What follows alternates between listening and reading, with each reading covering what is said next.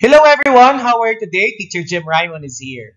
Today, tatalakayin natin ang mga objectives na displayed proficient use of mother tongue, Filipino, and English to facilitate teaching and learning, and modeled and supported colleague in the proficient use of mother tongue, Filipino, and English to improve teaching and learning as well as to develop learners' pride of their language, heritage, and culture. Mga objectives po ito na kapwa gagamitin ng ating mga Teacher 1 to Teacher 3 at mga Master Teachers during their classroom demonstration para sa first grading at third grading period.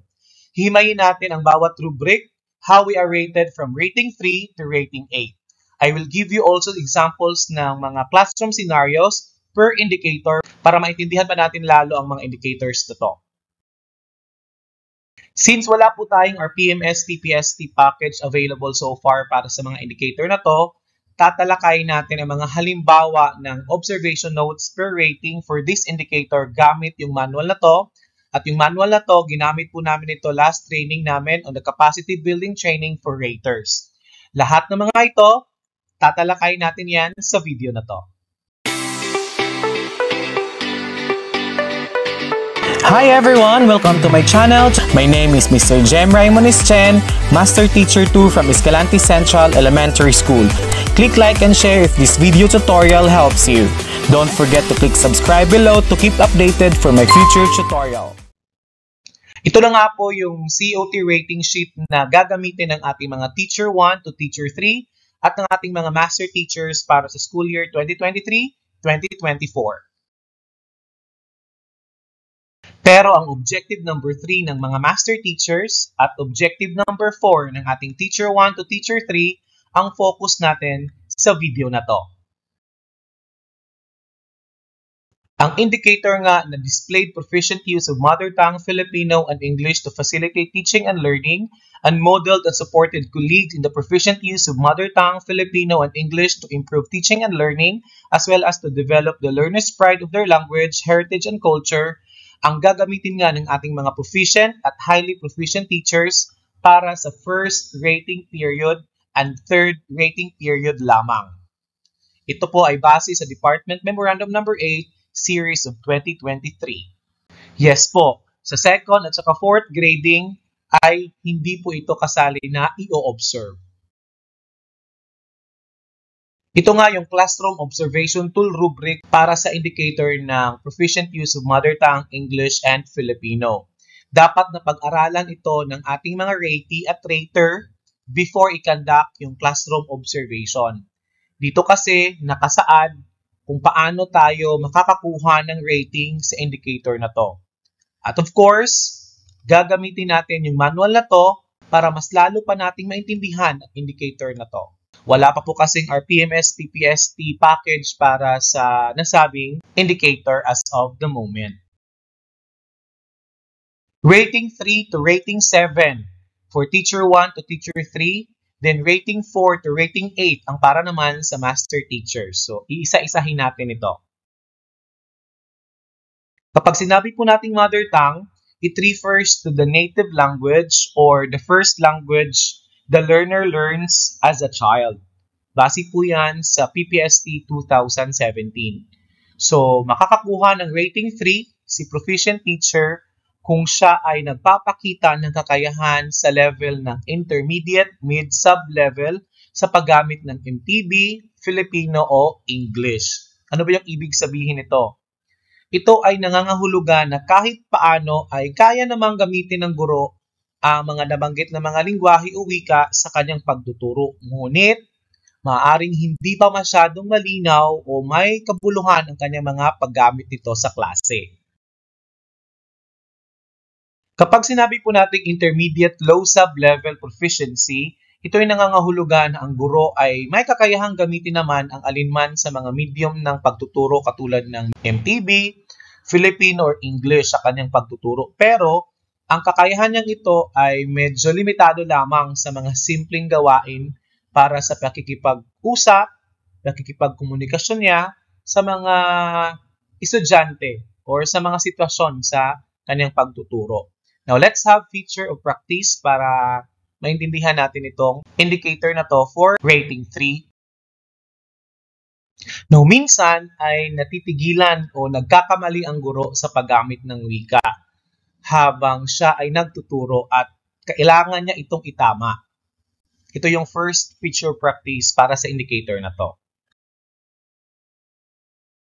At paminsan-minsan, ang guro ay nagkakaroon ng problema sa pagkonekta ng kanyang mga ideya kapag siya ay nagtuturo. So, ang guro ay medyo nahirapang gawin ang code switching and translation. Code switching is when someone alternates between two or more languages in a single conversation or sentence. So, ang code switching ay ang gawain ng pagpalit o paggamit ng dalawa o higit pang wika sa loob ng isang usapan o isang pahayag. Kapag sinabi naman nating translation, it is a process of converting text or speech from one language to another. So, yung translation naman ay ang proseso ng pag-convert ng isang teksto o salita mula sa isang wika patungo sa isa pang wika. Again, code switching is when you switch between two languages while speaking, while translation is converting what is said or written in one language into another language. Now, let's have first an example of code switching. Imagine two friends who both speak English and Tagalog. In the middle of their conversation in English about a movie, one says, "Grabe, ang ganda ng twist sa dulo." Here, they began in English but switched to Tagalog in the middle. That's code switching. Now, let's have an example of translation. If someone says in English, "I love you," and you tell someone else what was said in Tagalog, you'd say, "Mahal kita." You've converted the sentence from English to Tagalog. So sa level 3 practice, ang guro ay medyo nahihirapang gawin ang mga ito sa kanyang pagtuturo. Now, let me give you a classroom-based scenario on this level of teaching practice. In a grade 4 classroom, Mrs. De La Cruz is teaching a science lesson about plants. She primarily uses Filipino but occasionally incorporates English and the local mother tongue depending on the topic or the student's comprehension level. So, sabi ni Mrs. De La Cruz, "Mga bata, ang halaman ay may iba't ibang bahagi. Ang roots o ugat ay nasa ilalim ng lupa. Ang function, ang tungkulin nito ay para kumuha ng tubig at nutrients. Sustansya mula sa lupa." So here, Mrs. De La Cruz starts with Filipino but inserts an English term like roots when she feels it might be clearer for students. She pauses momentarily, looking for the right word before settling on tungkulin for function, and then briefly struggles again before opting for sustansya as a translation for nutrients. Now later, as she continues her lesson, she tries to draw a parallel to how humans eat. Sabi niya, "Kaya ito'y parang tayo. Kapag tayo'y kumakain, kinukuha natin ang energy? Yes, enerhiya mula sa pagkain, just like the plants get from the soil." So in this instance, she does a bit of code switching, starting in Filipino and then transitioning to English, linking the idea of plants getting nutrients from soil to humans getting energy from food. So throughout the class, while Mrs. De La Cruz can communicate her idea and get her points across, her use of languages isn't perfectly fluent. She often searches for right terms and occasionally self-corrects, but she still effectively teaches the lesson by drawing connections and using strategies like code switching and translation. Now let's have rating 4. So makakakuha ang ating mga teachers ng level 4 or rating na 4 sa kanilang classroom observation kung siya ay may intermediate, high, sub-level proficiency sa paggamit ng MPB, English, or Filipino. Ito ay makikita sa kanyang mas mahusay at tiyak na paraan ng pagtuturo gamit ang mga wika. Ang intermediate high sub-level naman ay ang level na kung saan ang guro ay may kakayahang magturo gamit ang mga alinman sa mga medium ng pagtuturo katulad ng MTB, Filipino, English with confidence. No? Hindi na siya kailangang mag-isip ng matagal para sa tamang salita o konsepto, lalo na sa mga karaniwang paksa o sitwasyon na kanyang tinuturo. Sa madaling salita, sa level 4, mas bihasa na ang guro i-compare mo kanina sa level 3 sa paggamit ng kanyang wika at mas maayos na niyang nailabas ang kanyang mga ideya sa klase ng walang alinlangan. Now, let's have the level of practice for this level. Ang guro dito ay gumagamit na ng wika ng may pagkakaugnay na ideya kaya mas madali at malinaw niyang maipahayag ang kanyang itinuturo. Now, for example, Mrs. Santos begins her lesson by saying, ang solar system ay binubuo ng maraming planeta. Among these planets, Earth is where we live. Ang Earth ay ikatlong planeta mula sa araw and it's unique because it has life. Tulad ng ibang planeta, it orbits or umiikot ito around the sun. So, Mrs. Santos is teaching here a lesson on solar system, no? Moving between English and Filipino. Here, Mrs. Santos shifts between English and Filipino fluidly. So, connecting ideas about solar system, Earth's position, and its uniqueness, making the lesson flow seamlessly. Now, another feature practice, ang guro ay bihirang magkaroon ng problema sa paggamit ng MTB, Filipino o English sa pagtuturo. Now, while explaining the concept of gravitational force, Mrs. Santos says, gravity is the force of puwersa that pulls objects towards each other. Sa Earth, ito ang dahilan kung bakit tayo nakatapak sa lupa and not floating in the air. It is also the reason planets like Saturn stay in their orbit sa paligid ng araw. In this explanation, Mrs. Santos smoothly integrates Filipino and English terms, illustrating a clear understanding of both languages. She doesn't pause to search for words or struggle with linguistic constructs. Instead, she conveys the information efficiently to her students. Now, let's have rating of 5 or level 5. Ang guro ay may advanced low sub-level proficiency sa paggamit ng MTB, Filipino o English. Ito ay nangangahulugan na ang guro ay mas bihasa at professional sa kanyang paggamit ng wika at madalas itong makatulong sa mas epektibong pagtuturo at pagkatuto ng mga mag-aaral. So kapag sinabi nating advanced low sub-level proficiency, ang guro ay mahusay sa pagtuturo gamit ang MTB, Filipino o English sa maraming sitwasyon sa klase. Ginagawa niya ito ng tuloy-tuloy at epektibo. Sa level 5, ang guro ay confident sa paggamit ng kanyang wika na nakakatulong sa mas mabilis na pag-aaral ng mga estudyante. Now, let's have the feature of practice for this level. Ang guro dito ay gumagamit ng MTB, Filipino o English sa tama at malinaw na paraan. Maayos niyang ipinahayag ang kanyang mga ideya sa kanyang mga estudyante nang walang confusion o kalituhan at wala ring misinterpretation. So take note, ang level na to, kinakailangang ang paggamit ng guro sa wika ay naintindihan halos lahat ng kanyang mga estudyante. Now for example, one of our national heroes is Jose Rizal. Siya ay isang manunulat, doktor at isinilang noong December 30, 1861.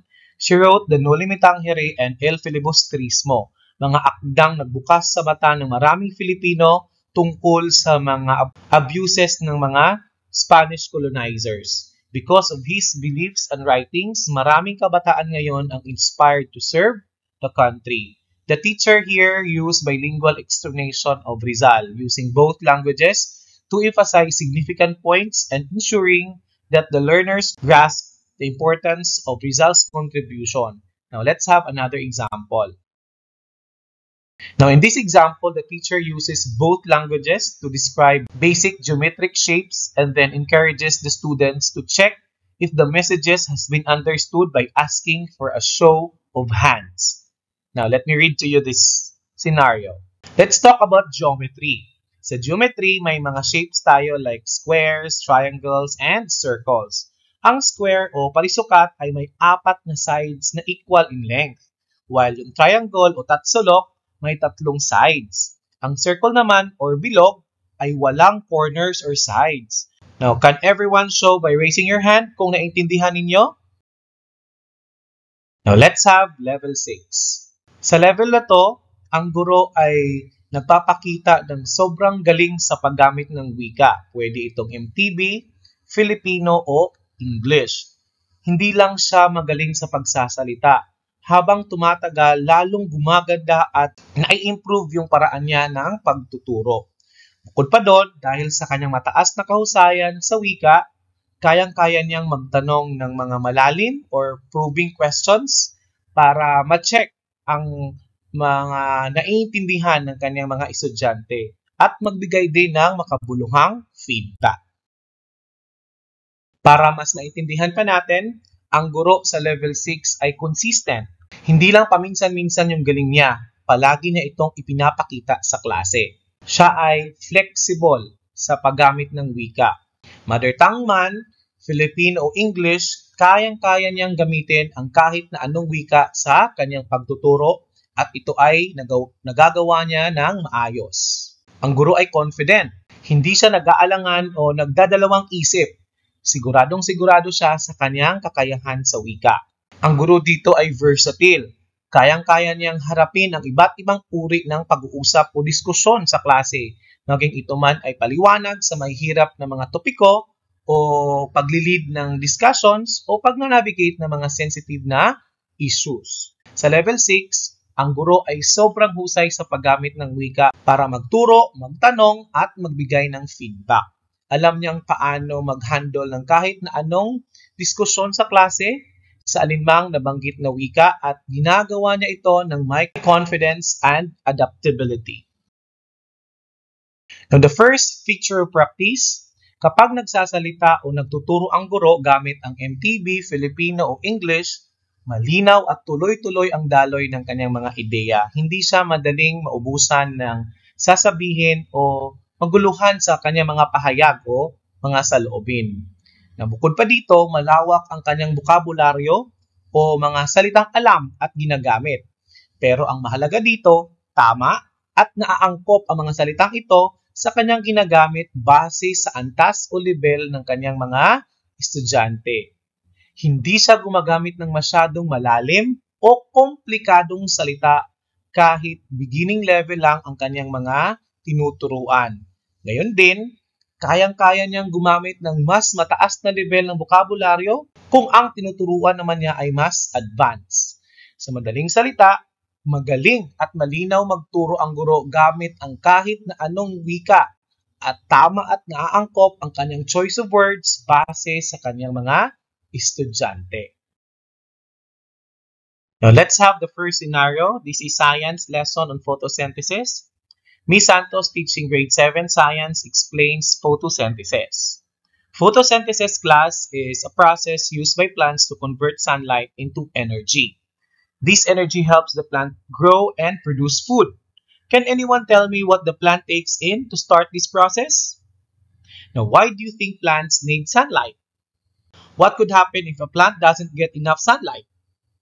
When a student responds with carbon dioxide, Ms. Santos affirms, exactly!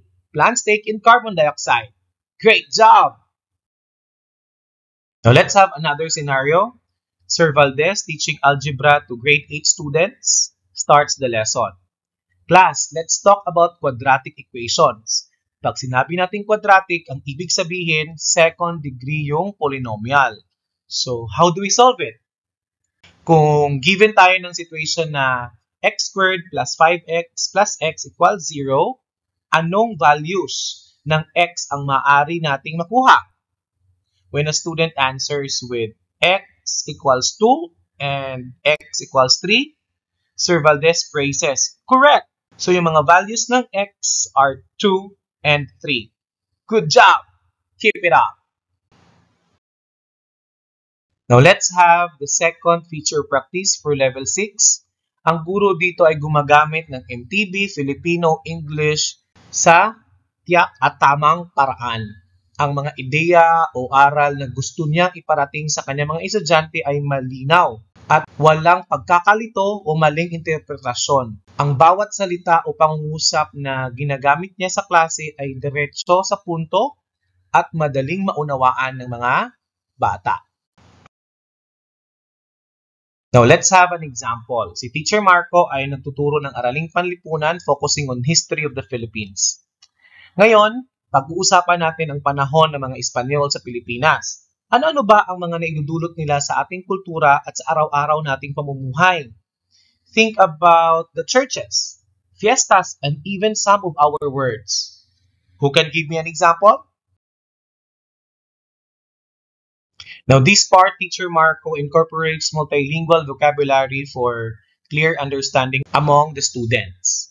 Isang estudyanteng sumagot, Sir, mayroon po tayong mga salitang hiram mula sa Espanyol gaya ng mesa, ventana, at kutsara. Very good! We borrowed words like mesa or table, ventana or window, and kutsara or spoon from the Spanish language. How about in our traditions? Can you think of something we do that was influenced by the Spaniards? On this part, Teacher Marco used probing questions and feedback. May isang estudyanteng sumagot, Sa pagdiriwang po ng Pasko at Semana Santa. Correct! Ang ating mga pagdiriwang gaya ng Christmas at Holy Week ay maaring mga impluwensya mula sa mga Espanyol. Now, what can you say about our architecture, particularly our churches? What makes them distinct? May isang estudyanteng sumagot, Marami po sa mga simbahan natin ay may Baroque style, sir. Exactly, Baroque style or estilo Baroque in Filipino. These churches have intricate designs and were built during the Spanish colonization. To ensure na lahat tayo ay nakakasunod, who can summarize what we've discussed so far in your own words? In this case, Teacher Marco ensures clarity and absence of confusion. Sa halimbawang ito, si Teacher Marco ay effective niyang ginamit ang mother tongue, Filipino at English para masigurado na ang kanyang mga estudyante ay may malinaw na pagkakaintindi sa aralin. He integrates multilingual instructions to cater to the various comprehension levels of his students. Now, let me give you a classroom scenario. This is scenario number 1, and it is a biology lesson, and it is about photosynthesis. Miss Santos starts discussion with a question. What happens inside the leaves of a plant that makes them so essential for its survival? A few students raise their hands and give varying answers. Without missing a bit and using fluent English, she says, Exactly, photosynthesis. It's the process where plants convert sunlight into energy. But how does this process work at the cellular level? She then proceeds to use a mix of simple and complex vocabulary suitable for her high school students, detailing the photosynthesis process. When a student seems confused about chlorophyll's role, she expertly rephrases her explanation, ensuring clarity and preventing any misinterpretation. Now let's have the second scenario. This is a math lesson. This is about solving quadratic equations. Mr. De La Cruz, during his math lesson, starts by connecting the day's topic with students' prior knowledge. Alam niyo ba kung paano ma-solve ang mga quadratic equations? It's like solving a puzzle, he says excitedly. As she presents various methods such as factoring and using quadratic formula, he consistently uses the mother tongue for instructions and explanations, but code switches to English for mathematical terminologies, ensuring clarity. When a student asks, Sir, paano kung walang solusyon yung equation?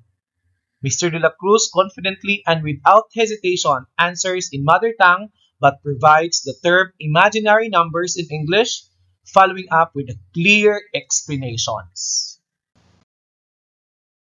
Now let's have the third scenario, and the topic is about modern Filipino writers and their works, and this is a Filipino lesson on contemporary Filipino literature. Now, Ms. Reyes begins the lesson by posing a thought-provoking question about a famous Filipino writer's work. As students share their perspectives, she subtly corrects any linguistic inaccuracies and encourages deeper thinking with probing questions like, bakit mo naisip yon? Paano ito nagpapakita sa iba pang mga akda niya? While discussing a particular piece, a student gets a bit confused about symbolism used in the story. Ms. Reyes adeptly uses Filipino to explain the concept, carefully choosing her words, ensuring they opt for her learners. She even brings up similar symbol from an English novel they previously discussed, smoothly switching between Filipino and English to drive the point home without causing confusion. Now, let's have level 7. Sa level na to, ang guro ay may mataas na kakayahan sa paggamit ng MTB, Filipino o English sa pagtuturo. Hindi lang siya basta makakapagturo, kundi magaling at tama niyang ginamit ang wika. Now, kapag sinabi nating advanced high sub-level proficiency, ito ay tumutukoy sa kakayahan ng guro na gamitin ang alinman sa mga medium ng pagtuturo like MTB, Filipino o English ng may kumpiyansa sa sarili. May kasanayan din siya at kahusayan.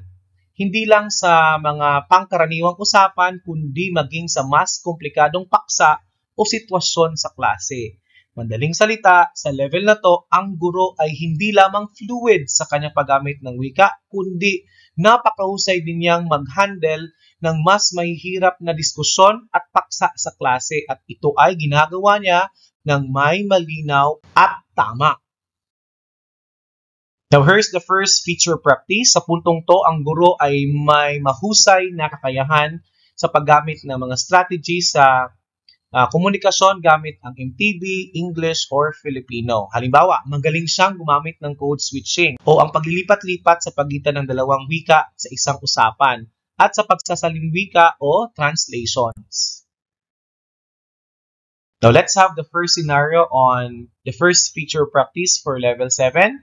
This is about social studies lesson and the topic is about cultural diversity. Teacher Ramirez here demonstrates advanced high proficiency when she conducts a social studies lesson that focuses on cultural diversity. Now, she employs MTB, Filipino, and English strategically to ensure that all students understand the topic. Magandang araw mga bata! Ngayon, pag-uusapan natin ang kahalagahan ng pagkakaiba-iba ng kultura sa buong mundo. Ano sa tingin ninyo ang kahalagahan nito sa ating buhay? Now here, Teacher Ramirez initiates the lesson in mother tongue to make the topic relatable to her students. Now she smoothly transitions to English to introduce a foreign term, ensuring students understand it clearly. Now, let's discuss some examples. Ang kimono ay isang traditional na damit ng mga Hapon. Can anyone tell me what kimono means? She recognizes the cultural diversity within her class and asks probing questions in a student's native Cebuano dialect, encouraging diverse perspective. Karon, palihog isulti sa kuha ang inyong opinion. Nganong importante nga kita magtinabangay sa pagrespeto sa matag kultura? Unsa mahimo niini sa atong kinabuhi? Now, I'm glad to hear your insights. It's indeed crucial to respect and appreciate different cultures. Now, let's summarize what we've learned today. In this scenario, Teacher Ramirez seamlessly uses mother tongue, Filipino, English, and even a regional dialect to engage her students effectively in a discussions about cultural diversity. Her well-developed ability to use communication strategies, including code switching, ensures that all students can participate and comprehend the lesson with ease. Now, let's have the second feature of practice for level 7. The teacher carefully chooses the right words and tone when speaking to clearly convey their message. They often speak very smoothly and comfortably when teaching. The teacher is not only accurate in her choice of words but also in how they say them, making it easier for students to understand and engage with the lesson. Ang guro dito ay maingat sa pagpili ng tamang salita o tono para maiparating ng malinaw ang kanyang mga mensahe sa kanyang mga estudyante. Sa ganitong paraan, mas madali para sa mga estudyante na maunawaan at makilahok sa klase. Now, let's have a scenario, and this is about planet and their characteristics. Miss Anderson possesses advanced high sub-level proficiency when she conducts a lesson on the planets in the solar system using mix of MTB, Filipino, and English to cater her diverse class. Now let's talk about the inner planets or terrestrial planets. These include Mercury, Venus, Earth, and Mars. They are rocky and have solid surfaces. Now, what are some distinct features of these planets? Now, in this part, she encourages students to think about Earth's characteristics in Filipino. Magandang tanong. Sa ating sariling planeta, ang Earth, mayroon tayong mga kontinente at karagatan. Paano kaya ito nakakaapekto sa buhay natin? Ano ang mga halimbawa ng mga yaman ng ating planeta? On this part, she smoothly transitions to English when introducing the topic of outer planets to maintain clarity. That's right! Earth is unique because it supports a wide variety of life due to its diverse ecosystems. But as we move outward in the solar system, things change significantly. What differences do you observe in outer planets? Now, on this part, Ms. Anderson introduces advanced scientific vocabulary in English while engaging students in discussions about gas giants. Now, let's explore gas giants like Jupiter and Saturn. They're primarily composed of hydrogen and helium and have impressive ring systems. Can anyone name some of Jupiter's largest moons? In mother tongue, she provides feedback and encouragement, inspiring curiosity and interest in the subject. In these additional examples, Ms. Anderson effectively utilizes mother tongue, Filipino, and English, employs precise vocabulary, and maintains linguistic ease while teaching about the solar system and its various celestial bodies. Magaling! Ipinapakita niyo ang inyong kaalaman sa mga planeta. Ang ating solar system ay puno ng mga kakaibang mundo. Huwag tayong magsawang mag-explore. Now, let's have level 8. Dito, ang guro ay sobrang galing sa paggamit ng wika. Mother tongue, Filipino, English man ito. Sila ay mahusay sa pagtuturo ng mga mag-aaral sa iba't ibang uri ng paksang aralin, mula sa madaling konsepto hanggang sa mga komplikado o abstract na mga konsepto. Sa level 8, ang teacher expected na superior proficiency. Ano bang ibig sabihin ng superior proficiency? Ito ay yung mataas na kasanayan na nangangahulugan na ang guro ay magaling sa paggamit ng alinmang wika, mother tongue, Filipino, or English upang makipag-inganyo or makipag-engage ng epektibo sa kanyang mga mag-aaral sa iba't ibang sitwasyon sa loob ng klase, maging ito may konkreto o komplikadong konsepto. Ang mga guro ay kayang magbigay ng klaro at malinaw na pag-uunawa sa mga mag-aaral sa iba't ibang uri ng mga paksa, mula sa mga pinakamadali hanggang sa mga pinakamahirap na ideya, gamit ang kanyang kahusayan sa paggamit ng wika. Ang guro dito ay palaging gumagamit ng kanilang mother tongue, Filipino, or English na wika ng may tamang pagkakasunod-sunod at tama ang pagkakagamit. Siya ay naghahanap at gumagamit ng iba't ibang paraan ng komunikasyon para matugunan ang mga pangangailangan ng bawat mag-aaral. Sa madaling salita, ang guro ay laging magaling at tama ang paggamit ng kanyang wika at handa siyang mag-isip ng iba't ibang paraan sa mga komunikasyon para mas mapanatili ang pag-unawa ng kanyang bawat estudyante. Now, let's have the first scenario. This is elementary science class and the topic is about introduction to simple machines. Ms. Johnson, with superior proficiency in language use, conducts a lesson on simple machine using mother tongue, English, and Filipino to cater diverse class of learners. Now, good morning, class. Today, we're going to explore the world of simple machines. Simple machines are tools that make our work easier. Can you think of any examples? Now, Ms. Johnson starts the discussion in English, introducing the topic and encouraging students to share their initial thoughts. To ensure clarity, Ms. Johnson transitions to Filipino when introducing specific types of simple machines like the pulley. Ngayon, tuklasin naman natin ang mga uri ng simple machines. Alin dito ang pulley? Sino ang may alam kung paano ito gamitin? She uses both English and Filipino to facilitate an interactive demonstration, making sure students fully understand how the lever functions. Now, let's try a hands-on experiment. We have a lever here. How does it work when you push one end down? Can anyone explain this in Filipino? This time, Ms. Johnson introduces the inclined plane in English, expanding students' vocabulary with specific terms. Now, let's move on to the inclined plane. It's like a ramp. How does it help us move heavy objects? Can you think of examples? Now, to cater to individual language needs, Ms. Johnson encourages students to use either mother tongue or English when discussing complex concepts like the wheel and axle. Now, for those who find it challenging to express Filipino, you can use English. Let's discuss how the wheel and axle make tasks easier. Who can share their ideas? Ms. Johnson provides feedback and encouragement in Filipino, motivating students to continue exploring the world of simple machines. Now, in this example, Ms. Johnson effectively uses language to teach about simple machines, ensuring that students comprehend the concepts through both concrete and abstract perspective. She maintains consistency, fluency, and accuracy in her language use and employs alternative communication strategies to meet individual language needs. Magaling mga bata, napakahusay ninyo sa pag-unawa ng mga simple machines. Patuloy nating pag-aralan ang mga ito. This time, gamitin natin yung worksheets at guide na ginamit namin during our training. Focus tayo sa mga indicators na displayed proficient use of mother tongue, Filipino, and English to facilitate teaching and learning.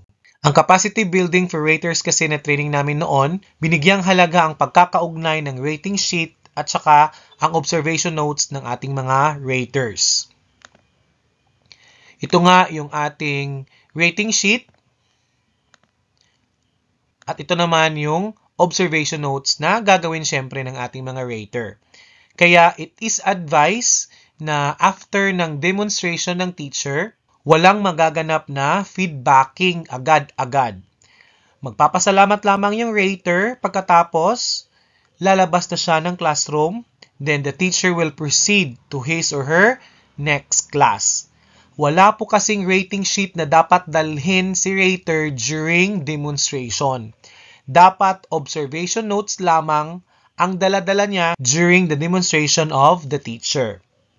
After the demonstration, i-review ni rater ang notes niya sa observation notes form at saka magbibigay ng rating using the rating sheet. After ng klase, tsaka pa lang ang feedbacking magaganap. Yun po kasi dapat ang ginagawa natin sa field. First activity we had in the training was binigyan po kami ng sample observation notes and we will give rating based on the notes written. Ito po ang worksheet na yon. Now, kung kayo po yung tatanungin teachers, ano kaya yung rating sa palagay niyo makukuha ni teacher sa indicator na to na display proficient use of mother tongue, Filipino, and English to facilitate teaching and learning kung ito po yung nakalagay sa observation notes? Let me read what is written on the observation sheet. Good instructional materials or IMs. Very bright and appropriate for the student's age and needs. The teacher uses all possible ways to communicate to the students by using hand gestures, body movements, etc. She also ensured that the students are able to follow instructions. Now, kung ganito po yung nakalagay sa observation notes, ano kaya yung sa palagay nyo yung makukuha na rating ni teacher? The answer would be not observed. Yes po teacher, pwede po tayong makakuha ng na NO during our demonstration. Nakalagay po yan sa ating rating sheet. Yes po, pwede po tayong makakakuha ng rating na NO kung di po talaga na-observe ang indicator during the demonstration. At kung wala sa observation notes ng rater yan. Bakit NO ang makukuha ni teacher kung ito lamang ang makikita sa observation notes niya? So, wala sa mga notes ang information or mga impormasyon na tumutukoy sa expectations ng indicator na display proficient use of mother tongue, Filipino, and English to facilitate teaching and learning. Ang indicator ay nag-e-expect na ang teacher magpapakita ng kahusayan sa paggamit ng mother tongue, Filipino, o English. Ang pinakamalapit na notes na nakalagay sa observation notes na tumutukoy sa indicator ay ang ginamit ng teacher ang lahat ng paraan para makipagkomunikasyon sa mga estudyante. Pero ang komunikasyon ay ginawa gamit ang kamay at galaw ng katawan na hindi hinahanap ng indicator. Ang indicator ay nag-e-expect na magpapakita ang teacher ng kahusayan sa paggamit ng wika, sa pasalita man o pasulat. At again, hindi sa galaw or hand gestures or body movements. Kaya, NO ang makukuha ng teacher kapag ganito ang nakalagay sa observation notes ng kanyang rater. Now, let's have another observation notes. The vocabulary used in the lesson on the board are good. I like how the teacher uses language to promote learning. Teacher shifts to other mother tongue. Why? Should correct students' wrong pronunciation. The words used to provide feedback was not accurate. Now, ano po kaya yung rating na makukuha ni teacher kung ito yung nakalagay sa observation notes? Sa palagay niyo, teacher, ano kaya? Yes, it's 5 lang. Bakit? Ang mga observation notes na sumusuporta sa layunin ng indicator na to ay ang the vocabulary used in the lesson on the board are good. I like how the teacher uses language to promote learning. Teacher shifts to other mother tongue. Why? Ang COT rubric level number 5 para sa indicator na to ay inaasahan na ang teacher ay magpapakita ng advanced low sub-level proficiency sa paggamit ng mother tongue, English at o Filipino na madalas na nakakatulong sa pagtuturo at pag-aaral. Now, para kasi sa advanced low sub-level proficiency, sinasabi sa level na to na dapat consistent na paghawakan ng guro sa kanyang class discussions ang alinman sa mga medium of instructions sa iba't ibang communicative tasks sa mga learning situations.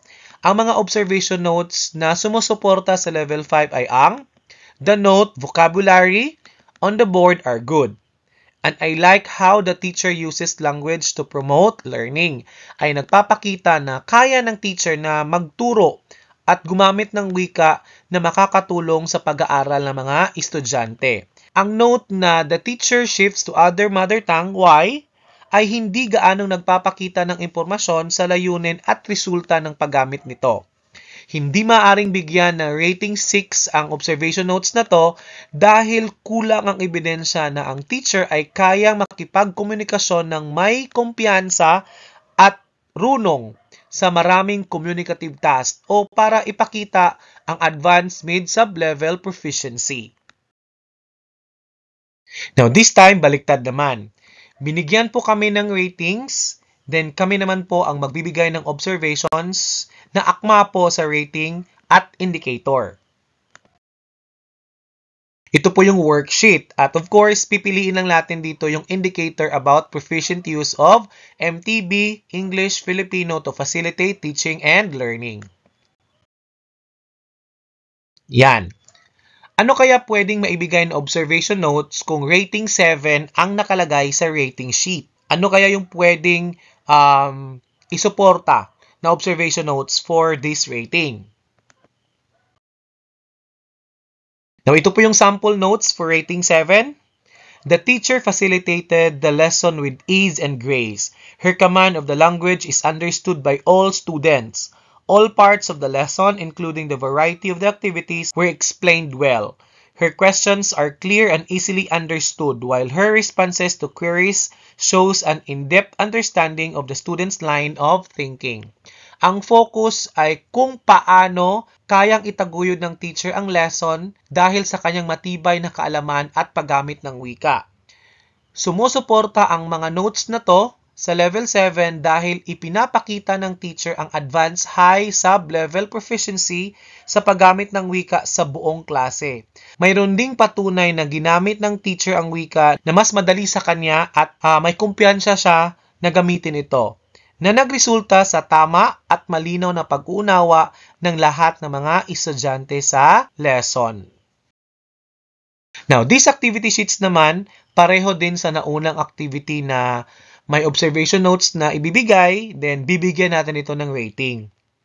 Again, lahat ng nasa worksheet na to ay puro observations na nakafocus sa indicator na proficient use of MTB, English, Filipino to facilitate teaching and learning process. Again, bibigyan natin ito isa-isa ng akmang rating.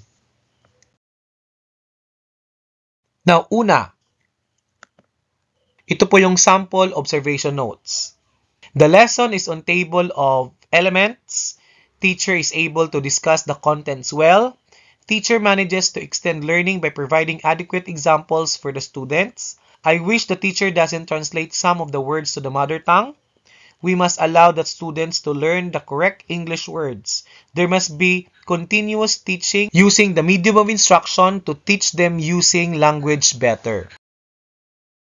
The correct COT rubric level for this sample observation ay 5. Bakit 5? The COT rubric for this level, expect the teacher to show advanced low sub-level proficiency in the use of mother tongue, Filipino, or English to facilitate teaching and learning. For advanced low sub-level proficiency, this refers to the teacher's ability to consistently handle varied classroom communicative activities in any languages. The observation notes that support the expectation for level 5 ay ang the teacher is able to manage and extend learning by providing adequate sample for the students. Another one is the teacher translates some words to mother tongue. The notes, I hope the teacher doesn't translate words to mother tongue. We must allow the students to learn the correct English words. These observations do not relate well to the indicator and actually go against its main intent that a teacher's translation of some words in the classroom serves to aid the teaching and learning process. The notes cannot be given again level 6 because there is no information that the teacher is able to communicate in any languages with ease and confidence. So this refers to the advanced mid-sub-level proficiency. So kaya rating 5 lamang ang makukuha niya using these observation notes. Now let me read to you the sample observation notes. When it is becoming too difficult for students to understand fully the discussion, allow them to think more logically by shifting to their language. Now kung ganito yung ating observation notes, what would be our level of practice here? Or what would be the rating the teacher will receive? It's 2 only. Actually, yung 2 ay para lamang sa mga beginning teacher at yung mga teacher applicants, right? So, kung ganito yung makikita sa observation notes, then 2 lang yung makukuha ni teacher. Bakit?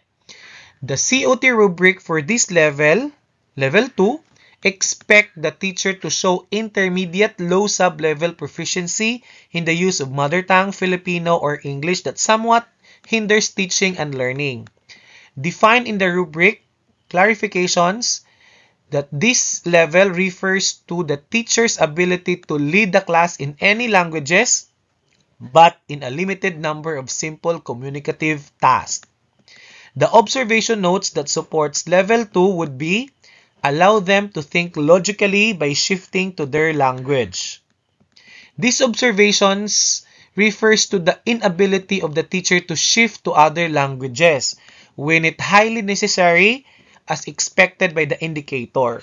So this also indicates proficiency in a limited number of communicative activities. And the notes given will not be a practice of level 3 because there is no evidence that the teacher is able to lead the class in a variety of simple communicative activities in any of the mediums. Now, here's the sample notes or sample observation notes. The students are very lively. I also learned from the lesson on the different stitches. The boys in the class seem to enjoy the lesson as the teacher facilitates well their work, with frequent jokes made with each group. There is obvious camaraderie between teacher and students judging from their conversations. So what would be the correct rubric for this observation notes? The correct COT rubric level is 4. The COT rubric level 4 expect the teacher to show intermediate high sub-level proficiency in the use of MTB, Filipino, or English. Defined in the rubric, the intermediate high sub-level proficiency refers to the teacher's ease and confidence in using any of the languages in dealing with routine classroom communicative tasks. The observation notes that supports expectations of the level 4 where there is obvious camaraderie between teacher and students judging from their conversations, is assumed to highlight the ability of the teacher to communicate well with the students as they do the activity on stitches. But these notes cannot be given a level 5 practice because there is not enough evidence to prove that the teacher is able to handle the class in any medium in a variety of communicative tasks. Now here's the sample observation notes. Lots of aham. Please speak in straight English since the medium is English. Now what would be the correct level of practice here? It's not observed or NO. The COT rubric expects that the teacher is able to show proficiency in the use of mother tongue, English, or Filipino. But the observation notes have no information to support the level of proficiency of the teacher. Please speak in straight English since the medium is English is an expectation of the observer and does not guarantee that the teacher showed proficiency in any medium of instructions. That's why not observed if this is written in the observation notes. Now let's have these observation notes. Upang maituro ng mahusay ang sabayang pagbigkas, kinakailangang na may kakayahan ang guro magbigay ng tamang direksyon para sa sabayang pagbigkas. Malalim ang mga naging pamamaraan sa pagtuturo ng guro. Malinaw ang naging paraan sa pagsagot sa mga katanungan at walang naging sagabal sa pagkatuto ng mga mag-aaral. Ngayon, kung ganito yung makikita sa observation note, ano kaya yung COT rubric level? Ano yung rating na makukuha ng teacher? It's 7. The COT rubric for this level, level 7, expect that the teacher show advanced high sub-level proficiency in the use of MTB, Filipino, or English. Defined in the rubric clarification for this level, the advanced high sub-level proficiency refer to the teacher's ability to consistently handle complex communicative tasks with linguistic ease, confidence, and competence. Now, these are the observation notes that supports the expectation of level 7. Malalim ang naging pamamaraan sa pagtuturo. This suggests that the teacher is able to deliver the lesson partly due to his or her use of the language or languages. Ito pa yung isa. Malinaw ang naging paraan sa pagsagot sa mga katanungan at walang naging sagabal sa pagkatuto ng mga bata. So kaya 7 yung pwede nating maibigay dyan. Now the notes cannot be given a level 8 because there is no evidence supporting that the teacher's use of the language is with accuracy and fluency and thus allow students to learn from concrete and abstract perspective. And this level is for superior proficiency. Now next observation notes. I do not agree with how the lesson transpired. The teacher should be the model in using the language. The teacher's notes on the board are in English, even if the lesson is panitikan ng Pilipinas. Although the teacher started the class with apologies on her using English, but the lesson should be in Filipino. It is not enough that she listens to students' responses in Filipino and she shifts to Filipino in oral communication. Now, if this is the sample observation notes, what would be the rubric level or the COT rubric level? It's 3. The COT rubric level number 3 expect that the teacher show intermediate, mid, sub-level proficiency in the use of mother tongue, Filipino, or English that loosely facilitate learning. Define in the rubric clarification that the intermediate, mid, sub-level proficiency refers to the teacher's ability to lead the class in any of the languages in simple communicative activities. The observation notes that supports level 3 would be, it is not enough that she listens to students' responses in Filipino. She only shifts to Filipino in oral communication. She lecture is in English even if the lesson is in Filipino about panitikan ng Pilipinas. The notes cannot be given rating lower than 3 because there is not enough information that the use of English hinder the students from learning the lesson, which is all about level 2. All the other notes of the observer do not refer to the indicator. Now here's the sample observation notes. There is awkward silence as teacher prepares for next layer of the class. It seems like she doesn't know what to say next. Nervous? What would be the rubric level for this? It's 1. The COT rubric for this level expect the teacher to show novice proficiency in the use of MTB, Filipino, or English that hinders teaching and learning. The observation notes that support level 1 would be all of the notes refer to the seeming difficulty of the teachers to communicate with learners during the teaching and learning process. Now here's another observation note. The teacher said, Alice, you may use any language you are familiar with to do your vlog, but you must provide English subtitles so others can understand, okay? Now what's the correct rubric level for these observation notes? Yes, it's 8. The COT rubric level 8 expect the teacher to show superior proficiency in the use of MTB, Filipino, or English. Defined in the clarification rubric, superior proficiency refers to the teacher's ability to use any language with accuracy and fluency that engages learners in concrete and abstract ways. Now, the observation note supports the expectation of the level 8 where, by allowing the learner to use her language in doing the vlog, the teacher knows that it is more productive for her to do so in her mother tongue. This is reflective of the teacher's use of the possible chances for the development of learning in varied perspectives. Concrete learning is shown when the teacher allows the teacher to use her language, knowing fully well that the best way to express oneself is through the language familiar with the user. Abstract perspective of learning is not clearly shown. However, it may be taken that the request of the teacher to put subtitles to the vlog reflects an abstract link between learning of the vlog delivered in a different language. Now, here's the last sample observation note for this activity. When one student cannot respond to the question, the teacher gently coaches him to speak freely even in straight Tagalog. This is in direct conflict with DO60 series of 2008. Now, what's the correct rubric level for these sample observation notes? It's 6. The COT rubric level number 6 expect that the teacher to show advanced mid-sub-level proficiency in the use of MTB, Filipino, or English that progressively facilitates teaching and learning.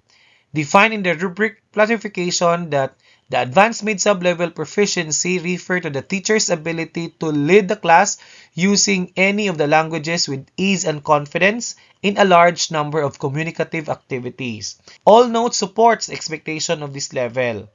The note, this is direct conflict with Department Order 60, is a comment and not an observation of what teacher showed. Department Order number 60, series of 2008, refers to strengthening the use of English language. This indicator is not in contrast with the DO. What this indicator supports is the teacher's ability to understand when his or her language use impedes or supports students' learning and to adjust accordingly. So, yan po mga teachers, no? It is very important to write our observation notes clearly since this would be the basis of the rating that we will be giving our fellow teachers. So that's all, teachers. That's all for this video, and I hope you have learned something, and I am hoping also that I can share to you more videos on the classroom observable indicators na gagamitin ng ating mga master teachers at ng ating mga teacher 1 to teacher 3 para sa school year 2023-2024. Till next time mga teachers, thank you so much for watching. Keep safe everyone.